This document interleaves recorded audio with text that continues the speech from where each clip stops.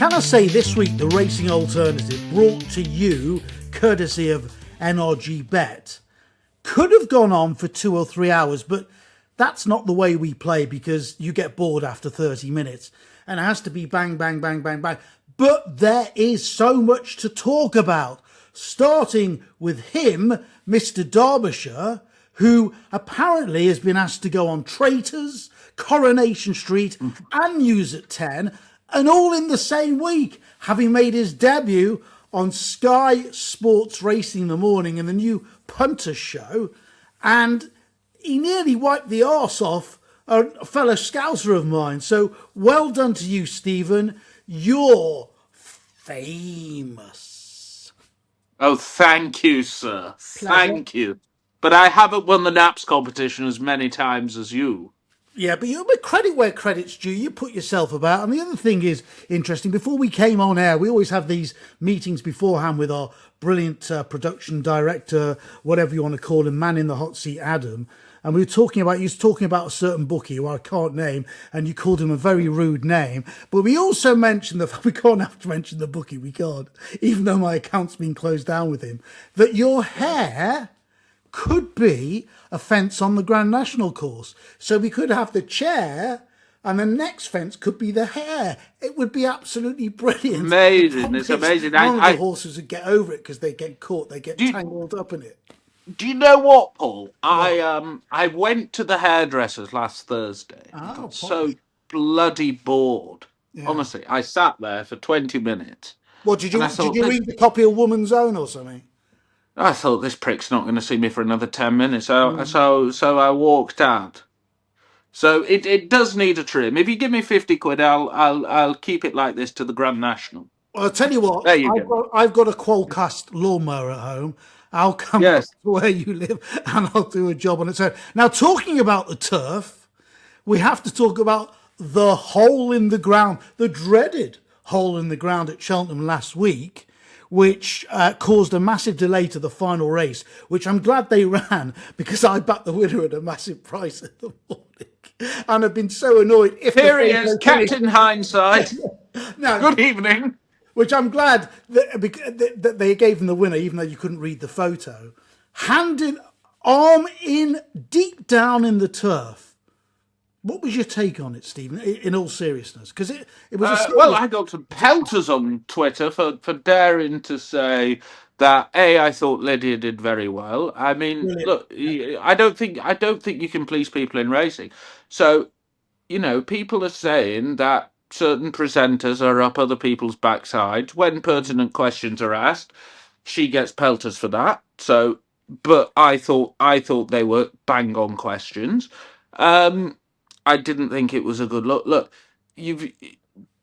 I got called a snowflake on Twitter for saying that the last race should be abandoned. Now, it's not been a snow. Well, you've got to just take yourself back from our little sort of bubble in racing, and we've got these bastards, to be quite honest with you, after us, haven't we? Who want to ban racing, right? So giving them, it's like putting a lighter to petrol. If something had happened in that race, cast your mind back to 1989 at Doncaster when the drains collapsed and horses died. If something like that had happened in that race, I would be satisfied to say that would shorten the life of National Hunt racing. It was, could you say, hand on heart, that that course was safe? I don't think you could because of the prevailing conditions and the light and the lack of time to look at it. And I think the second thing which really did irk me was, let's say that race was run at Ludlow or Stratford or somewhere like that. I don't think there's any question it would have been abandoned. You can't base your decision making on the grade of a race vis-a-vis safety. That would be my take on it, and it's regrettable that's what happened. It's purely on the safety of man and animal. And if that was a collapsed drain, how do they not know it hadn't collapsed further up the track or further down the track? They couldn't have... I don't work for Dyno, Rob, but I know drains are fairly long. No, but I'm saying the drain would have been weaker further along, or either further up or further down the track because that part of the drain had collapsed where it had collapsed.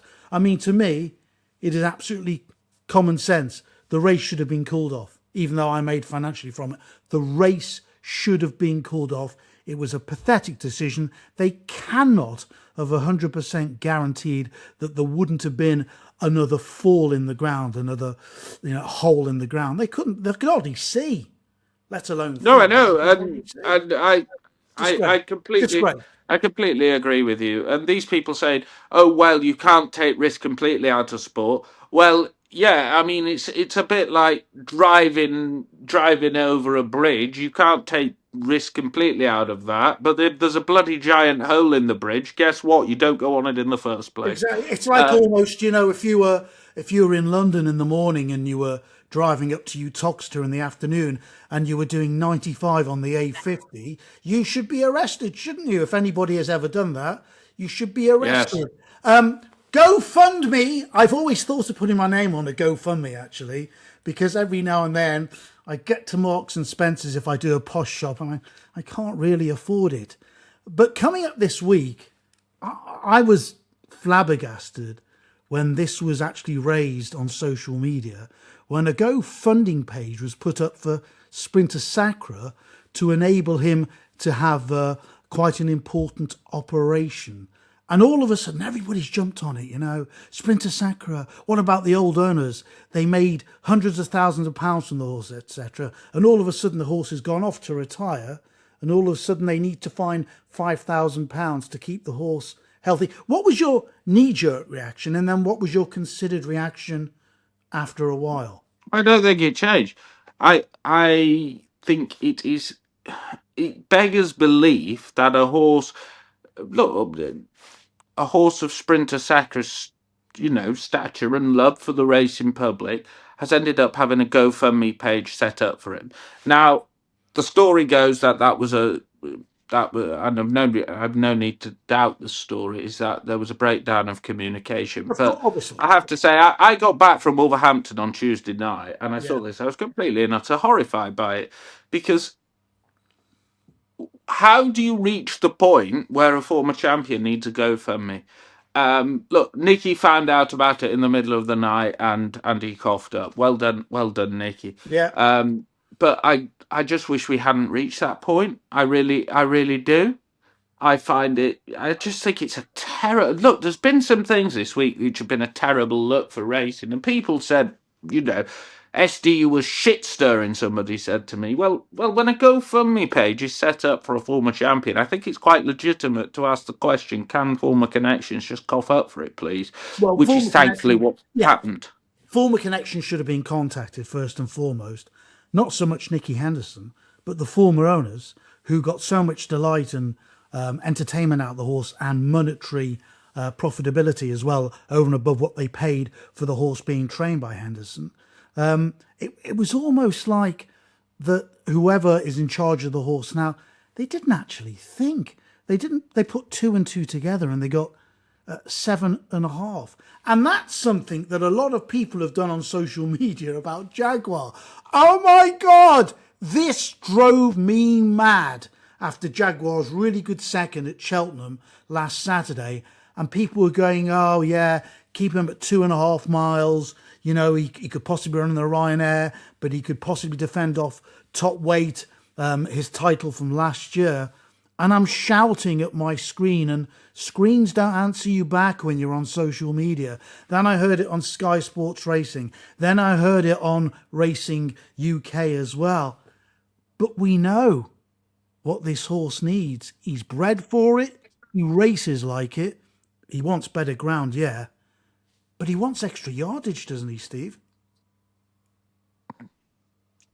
Oh, don't pull a face Yeah, like I that. disagree with you somewhat. You had a curry out tonight at Weatherspoons and it was off when you took your first mouthful. I disagree with you somewhat. Go on. I thought he was a bit soft. No.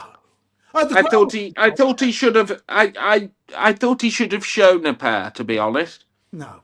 I think if he'd have wanted to go past, he probably would have done. And one thing I will say is that where he might have been, simmering at 70% or whatever it is. He'll be at boiling point at the festival. He's gone up £3 for that. He's not a blot on the handicap anymore. He's not a novice who we're thinking, oh, he's exposed, he's got this in hand.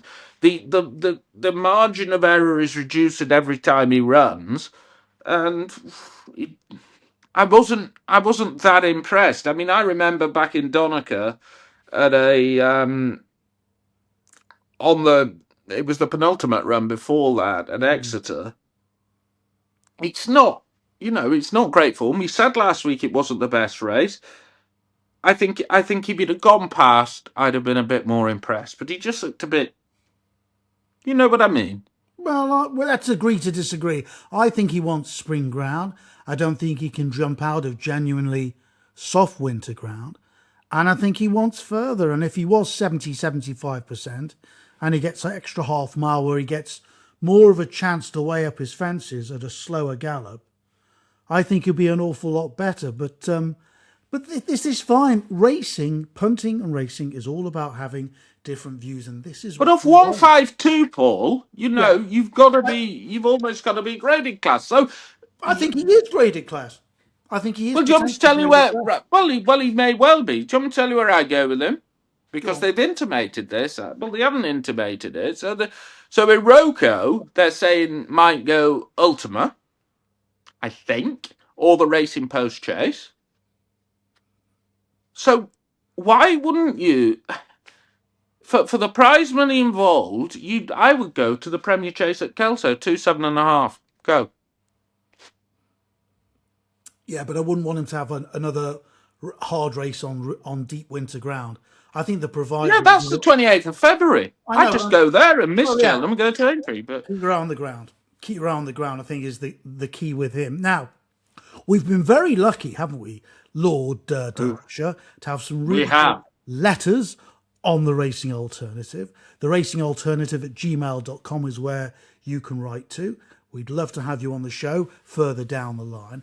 And we have got a letter for one of the greatest names ever put to a letter, my lord. Tell us more. Oh, Doghouse Riley. I What mean, a name. What a name. clearly. I don't know. Maybe he's not brought the wife breakfast in bed, and he's called Mr. Riley. Maybe it's Julian Wilson's long lost son he never thought he had. Oh, let's be honest. There's a thumbs up emoji on here. Julian Wilson never gave anything a thumbs up, did he? So Doghouse Riley says, "Good afternoon, love the show. Thank you, Doghouse. That's one person who we've pleased. Love it. Um, Loving it. if you were compiling a list of the top 20 jockeys of all time, would any of today's jockeys make the cut? And who would be in your top three? Doghouse Riley of London, presumably now in the Thames. Anyway, yeah, I think there's a few who would make your top 20 of all time. I think Sean Bowen is bloody good. Sean Bowen. The good thing about this is what I always say about a good jockey, Paul, and you might disagree with this, but the very good ones make horses win who shouldn't win. Agree. That's the difference. So, AP would. There were very different riding styles, but AP very very good. Ruby very good. Sean Bowen very very good. I mean, Listen, you're sitting on the fence. Don't say very, very good. Give us your top three. We'll do our top three flat. well, look, We'll do our top three flat riders in historically, a week's time. Give us your top three in order of jump jockeys that you've seen in the flesh or you've seen on YouTube. What's your top three? First, second, third, and why? I would put Sean Bowen third. Because I think he's best of the current ones at the moment. Right. I mean, we're doing jumps. I'll just come on to the flat in a minute. No, we'll do flat. I would put. Well, I'm going to give you the greatest flat jockey of all time in a minute. Second, I would put Ruby because I think he probably had more of a brain than McCoy, but McCoy could get them home, couldn't he? McCoy could just, and if you look at McCoy's, I think the sport's evolved. It's a bit like darts. If you look at darts now, I'm not suggesting everybody was fat and porky, but you know they're a lot fitter now, the jockeys, aren't they? And they're a lot better at it. I disagree. Do you? Yeah. The top Go on. jockey by a mile for horsemanship and presenting a horse to a fence by a mile was John Frankham. Unbelievable. Go and watch his ride on Borough Hill Lad. I think was it the 81 Hennessy? I can't. Unbelievable. And the best ride I've ever seen at Cheltenham when Sea Pigeon won the champion hurdle after he belted the second last. Most other jockeys would have gone for him. He sat still. It was unbelievable. I like you, I think Ruby Walsh is second. Great on hurdlers, chasers, 2 miles, 3 miles. Yeah, thinking man's jockey. For me, AP McCoy does the numbers. I don't think he's a very finesse jockey. So Well, he wasn't finesse, but you'd want him in a bloody finish. Oh, yeah, absolutely in a finish. Yeah, but Sam Twiston-Davis is bloody brilliant in a finish, but he's not a great jockey. And the third on my list, because again he was a thinking man's jockey, for me was Richard Dunwoody. That would be my 1, 2, 3. Right, flat. I think Sir Gordon Richards historically is the best jockey of all time. Agreed. There. Wouldn't disagree with you. An absolute genius. Him and Lester Piggott miles ahead. And Bill Shoemaker. Yes, especially of the taxman. Well, you know about that, but we'll keep that quiet between you and me and this Racing Alternative. And of course, today's episode is brought to you by our friends at NRG Bet. We thank them as we always do. Oh, do we have to talk about this? Because it's getting on my tits. Do we have to talk about it's finally coming to fruition? Frankie's final ride. Who gives a shit? No. It's what Frankie says will be in his final ride. I put something out there. He'll be doing his tour of Africa. We'll have bloody Bob Geldof, just sort of taking him out of the weighing room in some big fanfare, and then he'll go to Burkina Faso, and then maybe he'll finish in somewhere like Uzbekistan or something. It's sad, It really, on a serious level, it's sad that we're taking the piss so much, because a once great jockey has been reduced to a bankrupt laughingstock. But it's his own grandeur above his own station. It's like almost, well, I've heard they're building an all-weather track at Margate, and that's going to be his final meeting before he goes. Well, you know the theme park's coming down in Margate. No, indeed, and I can't bloody well wait. Now, retirements. What do you prefer to talk about? The retirement of Frankie Dettori or the retirement from BBC morning show of Carol Kirkwood? There's no comparison, is there? Well, it's no comparison, You wake up in the morning, you're ready to get in your car and go racing. Yeah. And what you do is, about 7:15, so this will be about 7:05, you wake up and then you think, I've got to be awake for Carol. And then Carol comes on and goes, good morning! And then wakes you up nicely, and and then you know exactly where you are for the day. So I hope Carol Kirkwood has one of the finest retirements. I hope her husband spoils her, and I hope she has a very a great life, and he's really happy, because she's brought me happiness for the last 20 years, and I just wish her very good fortune. Maybe she should come on here next week and give us a personalised weather forecast for Newbury. Yeah, you know what we're going to do? We're going to link to Carol, hopefully. She'll see us online. She'll see that we're two very decent blokes who love her because she is a national treasure, and we'd love her to come on the show. So we're going to leave that to our producer, director, to sort that out. And hopefully, fingers crossed, it will be the Racing Alternative with special guest Carol Kirkwood. How lovely would that be? Oh, it would be great. It'd be great. Now, winners last week. How did we do last week, dear Lord? You did well. I did slightly less well. Well, not as well as you did the 2 previous weeks, because you gave us a couple of 25-1 winners. We had Joe Coco winning at Utoxeter, 9-2, having been advised at 13-2. That really pleased me because I put a lot of No, it encouragement didn't in that. please me because do you know what I You were backed in there. What that did you race? And I back? was at Utoxeter. You had the second, I know, who was giving him I loads of weight.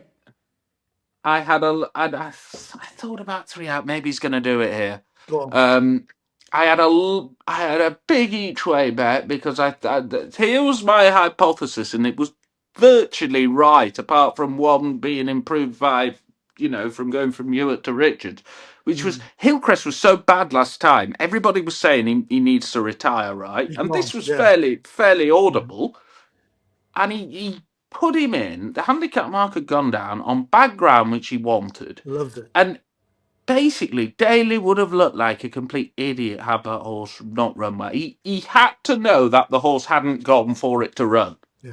And I thought 3 out. I thought, aye, he's just So going to did keep I. turning the screw, So did and I. then Jacob's absolute special comes up and mugs the old boy. But Mugs him. Ran a great race under that weight, though.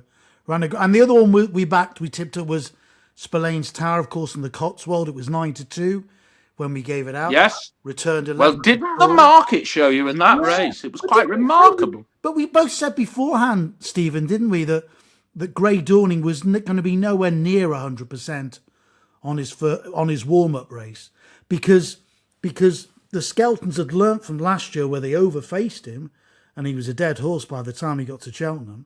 And what they've done is they've undersold him on his warm-up race, and it was only ever going to be a warm-up race. I'm not saying he's going to win the Gold Cup, probably not, but he was definitely didn't look like he was. I'm not going to say he wasn't trying, but I don't think he was ever given a chance in the race, was he? Well, his positioning wouldn't have suggested that, and I think they've one day of March in mind, and this was the very epitome of a trial, Yeah, and I agree with you. Can the new one win a champion hurdle back on the old course? absolutely not, absolutely not. I mean, I've come out with all these horses that can't win the champion hurdle. Golden Ace is one. Yeah. The other one is the new one. I would just be astonished. I mean, you would have to come on a hell of a lot, wouldn't you, for the new one to be, for the new Lion, even not the new one. I did that earlier in the week. The new Lion to win a champion hurdle. Of course he won't. Okay. I think he's a rotten price. I've laid him. And I'll tell you what else I've laid as well. Go on. Shouldn't go into politics, but I've laid bloody Labour in that Gordon election. I mean, just there we are. I thought you were going to tell me about a woman then, but your wife is obviously listening in the background. Okay, let's go on to this weekend. It's fabulous. You apparently are flying Ryanair first class to Dublin this weekend. Well, I am. I chunder down the M25 and up to Esher for Sandown Park. So I think you've got the better of the deal there. Apparently you're going to be having your left arm, or is it your right arm, put to good exercise in a box, corporate box at Dublin. So we expect to see you running topless down the track at the end of day one of the DRF. But in all seriousness, this is a fabulous card. 4 Grade 1s, 2 amazing handicaps, one over fences and a staying hurdle over hurdles. This celebrates the joy of National Hunt racing, does it not? I think it does. Look, I would not be attuned to Irish handicaps at the end of January. I just wouldn't. I probably, I'm looking at the Dross Last card tomorrow, so I did concentrate on the petitions races, if you like. Fair enough. I back Cargessi because I back Cargessi for the Arkle, and I think Romeo Coolio is a bit slow.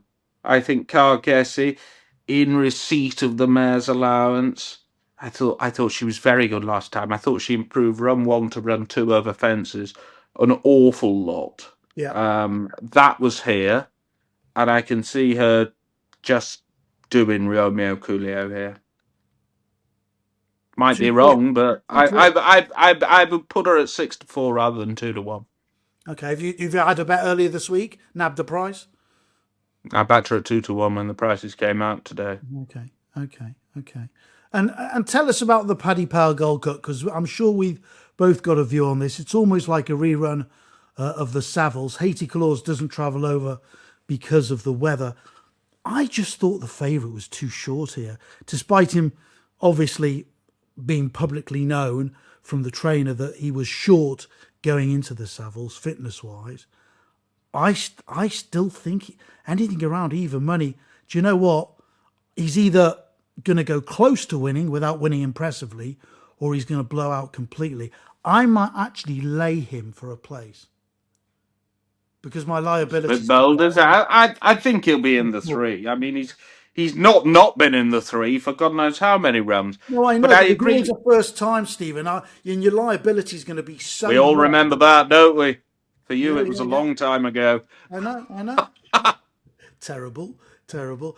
So, what's your idea of the win, or what's your idea Well, of the what's my motor? idea of the value? I think is a better question. I agree with you. Galopan is too short. I think I don't particularly like Gaelic Warrior.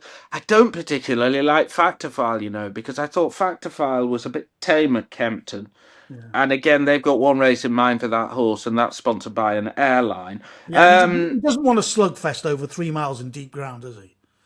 I backed Grange Clare West earlier today. I thought he was inconvenienced somewhat earlier in the race over Christmas. I Agree. think he's a horse with a lot of class. He should have won the Grand National last year. And ultimately, I don't think he's that far behind some of those in the market than his odds of. I backed him at 33 and a quarter earlier today, and I thought, well, that's fair.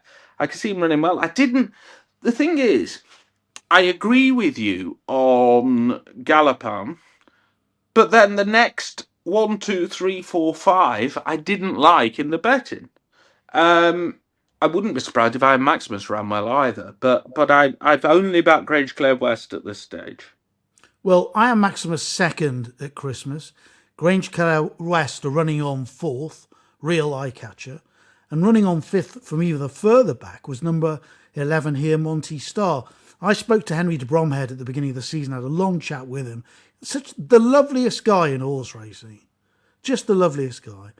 And I said, I saw him twice in the parade ring last year, Monty Star, including the goal. But I said, he never really caught my attention.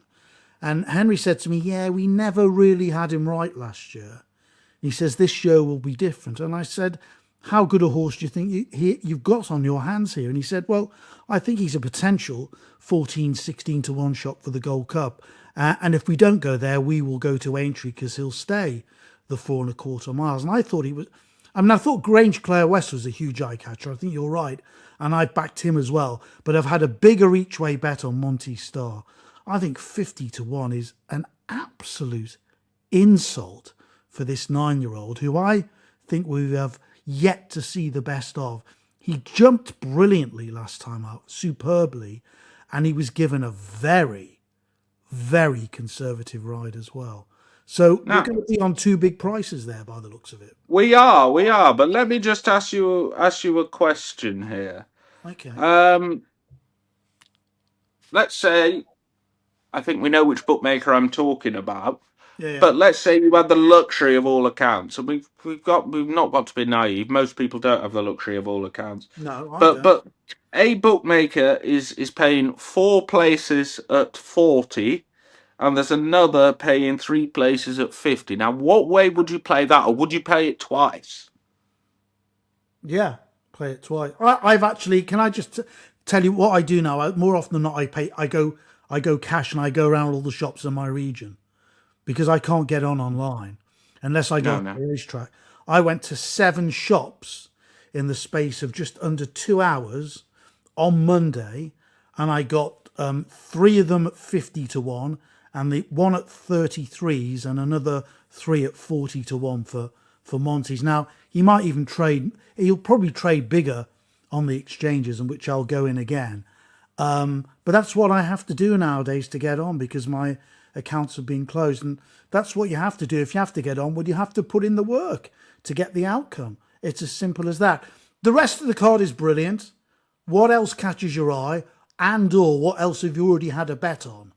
Open your mind, your punting I'm mind. I'm opening my mind and I'm sort of parachuting myself over the Irish Sea, and I'm Oh, God, picturing I you can't at see. Sandown Park. You on a parachute over the Irish Sea with the wind blowing, Yes, if it is, with the storm going. You'd end up in Kansas with Dorothy.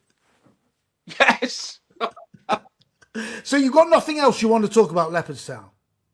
No, I Can I preferred just Sandown. can I How's just say that? very quickly before you go to Sandown, the juvenile hurdle, which is beautifully named as the Gannon City Recovery and Cycling Recycling Services Juvenile Hurdle, that obviously the betting favours Narcissus has, who was beaten by Monge too. So the filly is up against the horse she beat last time out. I don't think Narcissus has that victory at Christmas looks all that well. We see so many times again and again and again, second, third string, especially in handicaps, Elliott and Mullins horses do really well without being told. I watched a horse win, I think it was at Cork, a maiden, just over a month ago. Willie Mullins, probably third string here, Bertutia, who ran in listed races, grade 3 races at Auteuil. I thought he was really impressive that day. And I saw earlier in the week it was 22 to 1 with one bookmaker with 3 places. And I managed to get in on the shop. But I had to go around 3 shops to get the stake on I wanted. I think he'll outrun his price here. So now there's only 7 in the race. I've only got 4 to beat to get my money. But have a look at his win of his maiden, Bertutia. I will It was a look at really that. good time. And the other thing I really liked about him as well, which was really interesting, he was so efficient over his hurdles, yeah? First hurdle he jumped big. It was his first ever hurdle in public in Ireland since coming over from France. And then ping, ping, ping, ping. One side to the other really quickly. Hardly any air between his tummy and the top of the hurdle. I think he will outrun his price in that juvenile hurdle. Okay, one of your favourite tracks, because I know you love the grandstand at Sandown, so they're going to miss you not being there this Saturday.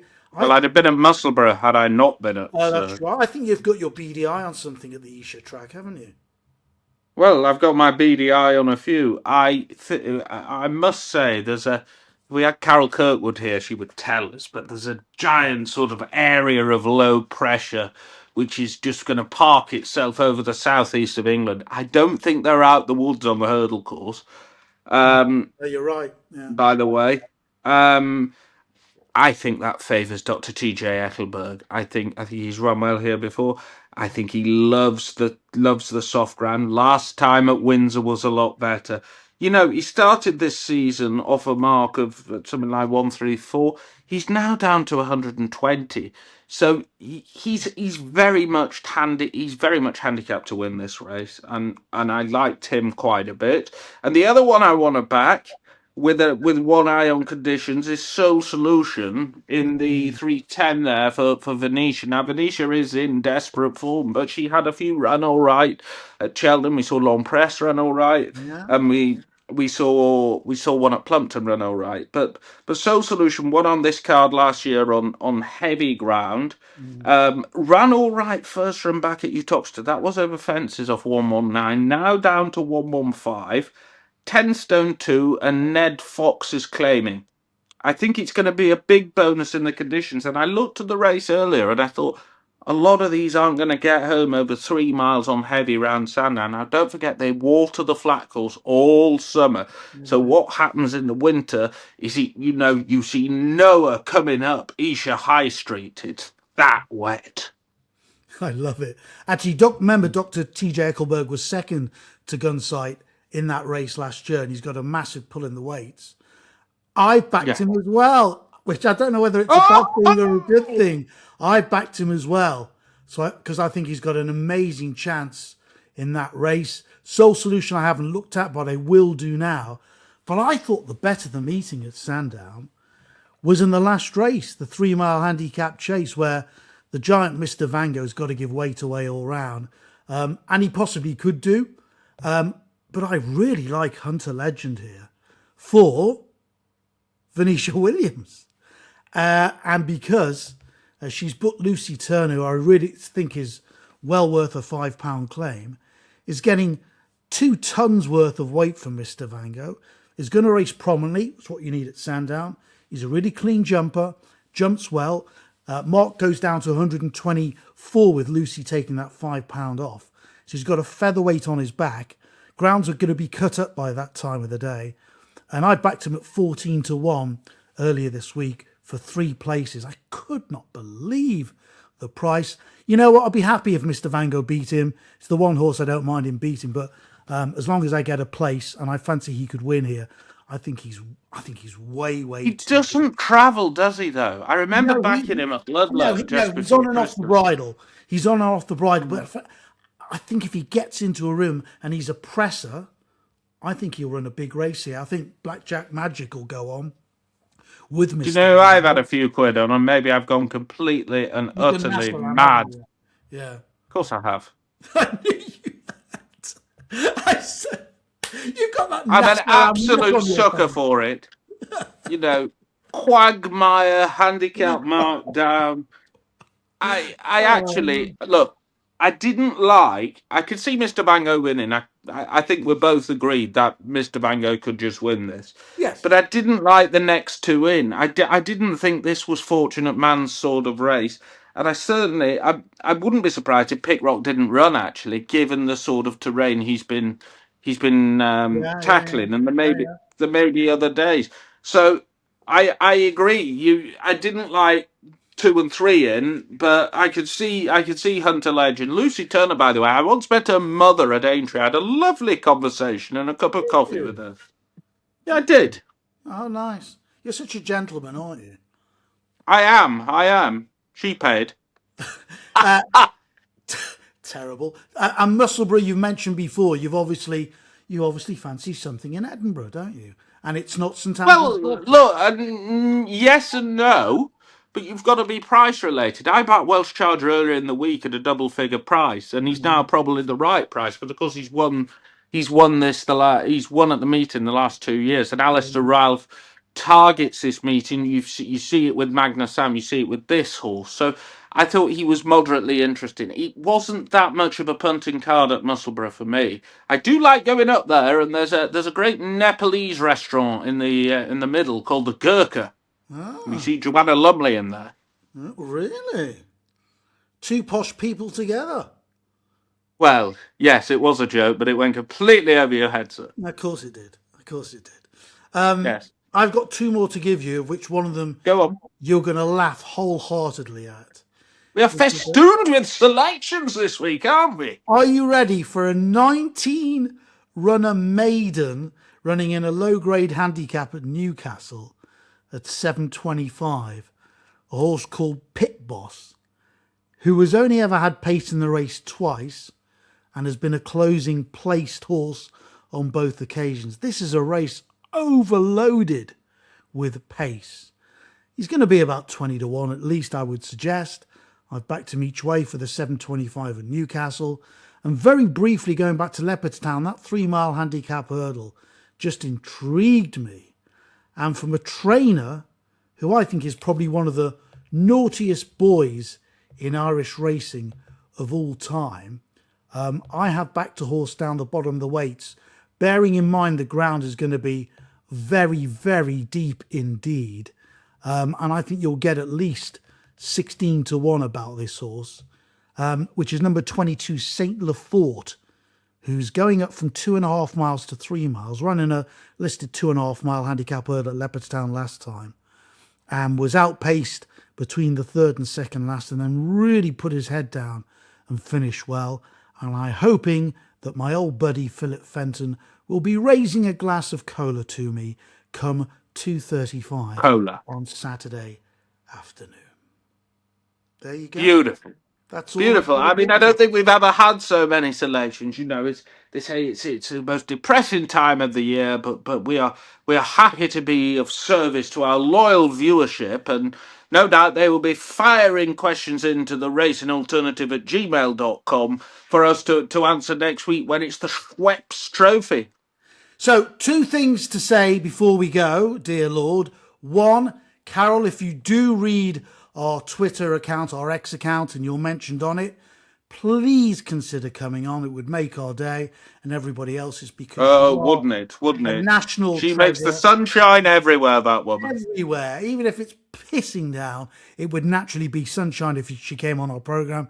And secondly, I'm sure all our listeners and viewers wish you a very safe journey. And if you manage to drink less than 8 pints, I've actually gone 8 to 10 on the spread for you on Saturday, then I will lose. So I'm hoping it's going to be 10 or more. Well, yes, such soirees like this usually mean a 13 pint sort of thing, and on Sunday I just yes.